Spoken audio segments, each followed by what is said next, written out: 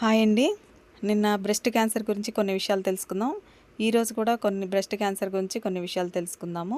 నిన్న breast cancer ఉన్న వారికి ఎటువంటి లక్షణాలు ఉంటాయి, ఎటువంటి సిమ్టమ్స్ ఉంటే బ్రెస్ట్ క్యాన్సర్ ఉందని మనకి మనం తెలుసుకోవచ్చు అనే విషయాలు నిన్న మనం చూసాము. ఇప్పుడు ఈరోజు వీడియోలో మనం ఇంకా మరికొన్ని విషయాలనేవి మనం తెలుసుకుందాం. అంటే బ్రెస్ట్ క్యాన్సర్ ఏ కారణాల వల్ల వస్తుంది అనేది మనం ఈరోజు చూద్దామండి. ఇందులో ఏంటంటే మీకు ఏ కారణాలంటే ఒకటి జెండర్ రీజన్ అయ్యి ఉండొచ్చు.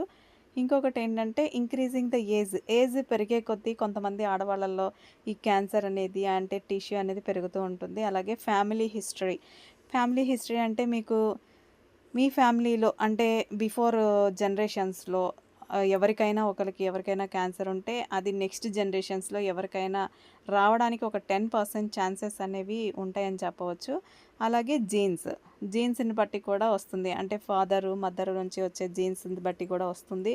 అలాగే రేడియేషన్స్ రిలీజ్ అయ్యే ప్లేసెస్లో కనుక మీరు ఎక్కువసేపు స్టే చేసినా కూడా ఈ క్యాన్సర్ అనేది వచ్చే అవకాశం ఉంటుంది. అలాగే బ్రెస్ట్ టిష్యూ టెన్స్ అవ్వటం వల్ల కూడా మీకు వస్తుంది. అలాగే ఒబెసిటీ ఉన్న వాళ్ళకి అంటే ఎక్కువ వెయిట్ ఉండడం వల్ల ఆ వెయిట్ వల్ల అది ఉన్న టిష్యూస్ అన్నీ కూడా క్యాన్సర్గా అంటే కార్సినోమాగా కన్వర్ట్ అయ్యేటటువంటి ఇది మనం చూడొచ్చు. అలాగే ఆల్కహాల్ కన్జంప్షన్, ఎవరైతే ఆడవాళ్ళు ఎక్కువగా ఆల్కహాల్ తీసుకునే అలవాటు ఉంటుందో వారిలో కూడా మనం ఎక్కువగా ఈ క్యాన్సర్ అనే దాన్ని చూడొచ్చు. అలాగే పర్సనల్ హిస్టరీ ఆఫ్ బ్రెస్ట్ క్యాన్సర్కి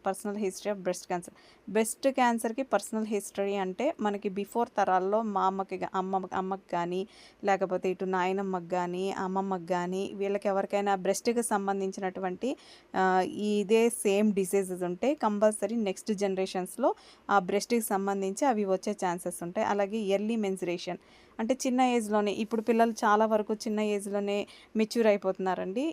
ఇలా చిన్న ఏజ్లో మెచ్యూర్ అయినటువంటి వారికి అంటే తర్వాత ఆఫ్టర్ కూడా అంటే కంపల్సరీ వస్తుందని కాదు, బట్ వచ్చే ఛాన్సెస్ అయితే ఉన్నాయని చెప్పవచ్చు. అలాగే కొంతమంది లేట్గా మోనోపాజ్ అవుతారు, వాళ్ళకు కూడా వచ్చే అవకాశం ఉంది.